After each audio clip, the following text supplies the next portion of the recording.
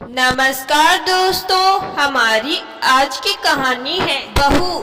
यह क्या पहनकर बाहर जा रही हो? लाज शर्म है कि नहीं? अब तुम इस घर की बहू हो, तुम्हें ऐसे कपड़े पहनकर बाहर नहीं जा सकती। लोग क्या कहेंगे? सरस्वती जी अपनी बहू तारा से बोली। तारा बोली, मम्मी जी, इन सलवार सूट में क्या बुराई है?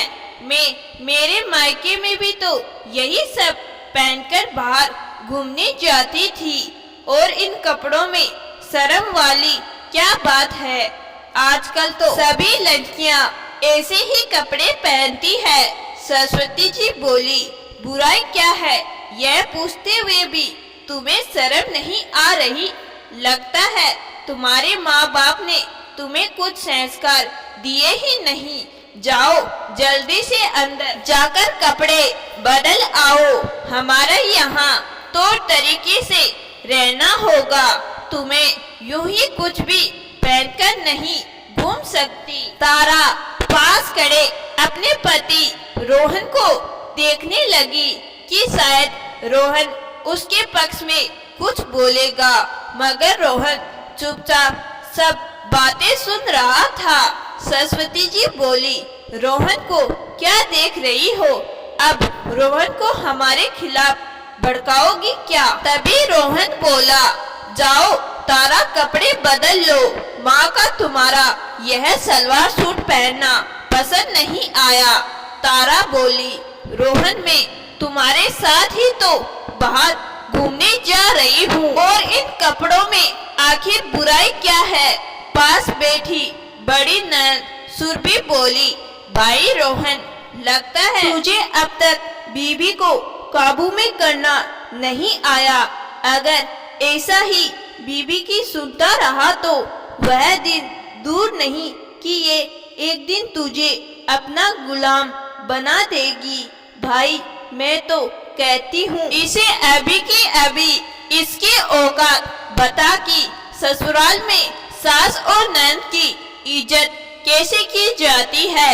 तारा बोली, मेरे ऐसे कपड़े पहनने से आपकी कौन सी इज्जत चली जाएगी दीदी? और आप लोग यह कैसी बातें कर रहे हो? मम्मी जी ने शादी के पहले तो कहा था कि मेरे बेटे और बहू में कुछ भी फर्क नहीं है, फिर आज मुझसे सभी लोगों को दिक्कत क्यों हो रही है? सरस्वती जी बोली, बहू, लड़की के घर जाकर यह सब तो बोलना पड़ता है, तभी तो वे लोग अपनी बेटी की शादी करते हैं। मगर लड़की वालों को भी तो समझना चाहिए कि उन्हें बेटी अब किसी के घर की बहू बनने जा रही है तो उसे मर्यादा में रहना सिखाए। और अब यह 2 दिन पहले आई लड़की हमें सिखाएगी कि इज्जत में कैसे रहा जाता है। रोहन, अपनी बीवी को काबू में रख जरा।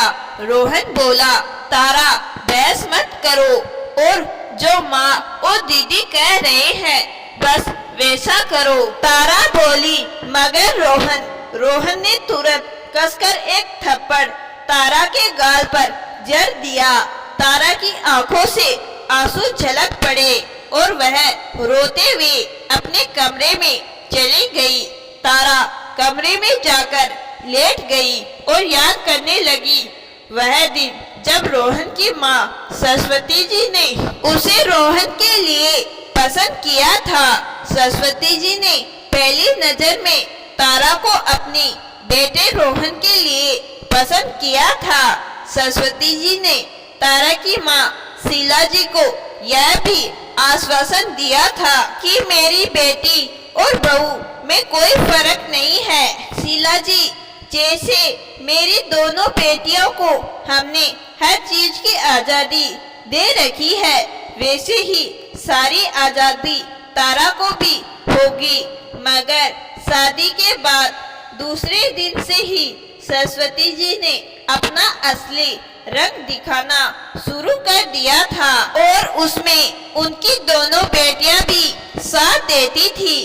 तारा की बहुत ख्वाहिश थी क्या कुछ सोच रखा था उसने कि शादी के बाद भी वह अपने लिए जिएगी, मगर यहाँ ससुराल आते ही उसकी सभी ख्वाहिशों को दबा दिया गया था। उसे अपनी मनमर्जी से जीना तो छोड़ो, कपड़े तक ससुराल वालों की मर्जी के पहनने पड़ते थे। रोहन की बड़ी बहन सुरभि शादीशुदा थी, मगर अपनी भाभी को ताना मारने का एक भी मौका नहीं छोड़ती थी। और छोटी बहन सौम्या, वह भी अपनी माँ सरस्वती जी की हाँ में हाँ मिलाती। दोनों बेटियां और सरस्वती जी ने तारा का जीना हराम कर दिया। तारा घर में साड़ी पहनकर ही रहती थी, मगर वह नहीं जानती थी कि उसे घूमने जाने भी सलवार सूट नहीं पहनने दिए जाएंगे। और अब तो घूमने जाने दिया ही कहा जाता था, बस घर में चूल्हा चौका संभालने का ही तो काम रह गया था तारा का। पढ़ी लिखी तारा को सास ने नौकरी भी छुड़ा दी कि तुम नौकरी पर चली जाओगी तो घर कैसे मैनेज होगा। तारा ने कहा भी था कि मम्मी जी खाना भी दोनों समय का मैं ही बनाऊंगी, मगर मुझे नौकरी पर जाने दीजिए। मगर सरस्वती जी बोली, घर में कोई न कोई मेहमान का आना जाना लगा ही रहता है, और अब तुम्हारा फर्ज है कि तुम उन सब की खातिरदारी करो। और कभी मेरी शादीशुदा बेटी भी मायके रहने आती है, बेचारी थोड़े दिन तो यहाँ आराम करने आती है, और उस पर भी उसे यहाँ काम करना पड़े तो क्या मतलब रह जाएगा। अभी फिलहाल तो तुम्हें नौकरी पर जाने की कोई जरूरत नहीं। तारा की सारी ख्वाहिशें मिट्टी में मिलकर रह गई थी। दूसरे दिन छोटी नंद सौम्या ने ऑनलाइन वन पीस गाउन मंगाया था। वह अंदर जाकर तुरंत उसे पहनकर आई और सभी से पूछने लगी, मम्मी कैसा लग रहा है गाउन। सरस्वती जी बोली, वाह मेरी बेटी तो परी लग रही है, बिल्कुल बहुत जच रही है बेटा तो इस ड्रेस में। सौम्या तारा से बोली, भाभी आपको कैसा लगा यह ड्रेस। तारा पहले दिन से ही अपनी साथ हुए सुलूक को भूल नहीं पाई थी। वह कुछ न बोली। इस पर सौम्या चिढ़कर बोली, हाँ हाँ भाभी को मेरी ड्रेस थोड़ी पसंद आई होगी। फैशन सेंस नाम की चीज इन्हें थोड़ी पता होगी, और इन्हें तो मुझे देखकर जलन हो रही होगी ना। तारा बोली, कल जब मैंने सलवार सूट पहना था तब मैं बेशरम बेहया हो गई थी, मगर आज तुमने जब यह ड्रेस पहनी है तो तुम परी हो गई हो। जिस घर में बेटी और बहू में इतना भेदभाव किया जाता हो वहाँ मेरा चुप रहना ही बेहतर है। सरस्वती जी बोली, बहू बहुत ज्यादा जबान चलने लगी है तुम्हारी। हाँ फर्क होता है एक बेटी और बहू में। जाओ और चुपचाप रसोई में खाना बनाओ। तारा चुपचाप रसोई में चली जाती है। तारा को दुख तो इस बात का होता है कि पति रोहन भी कभी उसके लिए कुछ नहीं बोलता। जिस इंसान के भरोसे एक बेटी के माँ बाप उसे विदा करते हैं, अगर वह भी उसके साथ हो रहे अन्याय के खिलाफ कुछ न बोले तो दिल टूटकर रह जाता है। थोड़ी देर में सुरभि घर आ जाती है और दोनों माँ बेटियां बातें करने लगती है। सरस्वती जी सुरभि से खाना खाकर जाने को कहती है। सुरभि बोली, मम्मी खाना तो बन गया होगा, और आप तो जानती हैं कि मुझे खाना मेरी पसंद का ही खाना होता है। सरस्वती जी बोली, बेटा तेरी क्या खाने की इच्छा है वही बना देगी तेरी भाभी, तू बोल दो। सुरभि मुंह बिगाड़ कर बोली, रहने दो मम्मी, भाभी के तेवर देखे थे मैंने उस दिन, किस तरह वह सभी के सामने जबान लड़ाकर बातें कर रही है। वह भला मेरी पसंद का खाना क्यों बनाएगी? सरस्वती जी बोली, क्यों नहीं बनाएगी? वह तेरी पसंद का, तू बता तो तुझे क्या खाना है? सुरभि बोली, मुझे गाजर का हलवा खाने की इच्छा है मम्मी। सरस्वती जी तुरंत तारा को बुलाकर कहती है, तारा आज खाने में गाजर का हलवा बना दो। सुरभि को गाजर का हलवा खाने की इच्छा है। तारा बोली, खाने की तैयारी हो चुकी है मम्मी जी, और इतनी जल्दी गाजर का हलवा बनाना आसान काम नहीं है। सुरभि बोली, देखा मम्मी, मैंने कहा था ना, भाभी भला मेरी पसंद का खाना क्यों बनाएगी? सरस्वती जी गुस्से में बोली, तारा खाने में गाजर का हलवा बना दो, भले ही समय लगे तो लगे। तारा रसोई में आकर फिर से रो पड़ी कि आखिर उसे ससुराल वालों का यह व्यवहार कब तक बर्दाश्त करना पड़ेगा। तारा तंग आ चुकी थी रोज रोज के तानों और उलानों से। उसे जैसे तैसे बड़ी मेहनत से गाजर का हलवा बनाया, मगर सुरभि खाकर बोली, यह कैसा हलवा बनाया है भाभी? ठीक से पका नहीं था क्या? कच्चा हलवा खिलाते आपको शर्म नहीं आई? तारा बोली, दीदी अब इतनी जल्दबाजी में गाजर का हलवा कैसे बनेगा, यह तो आप भी समझती होगी। सुरभि बोली, देखा मम्मी, इसने जानबूझकर मेरे साथ ऐसा किया है ताकि मैं कभी अगली बार अपनी पसंद का खाना न बनवाऊं। उतने में रोहन ने आकर घर में सभी को अपने तबादले की खबर सुनाई तो सरस्वती भड़क कर बोली, रोहन अब तुम दूसरे शहर जाकर रहोगे तो यहाँ हमारा क्या होगा? तारा चली जाएगी तो यहाँ घर का काम कौन करेगा? रोहन बोला, मम्मी मेरे ऑफिस से मुझे चुना गया है तो मुझे जाना ही पड़ेगा, और आप लोग भी हमारे साथ चलिए। मगर सरस्वती जी इस घर को छोड़कर जाने को तैयार ना हुई। तारा और रोहन दूसरे शहर चले गए, जहां उन्होंने अपने लिए एक किराए का घर लिया। अब तारा की जिंदगी में ताने और उलाने नहीं थे, और पति रोहन भी माँ और नंद के बहकावे में नहीं थे, जिस वजह से वह तारा को डांट फटकार नहीं करते थे।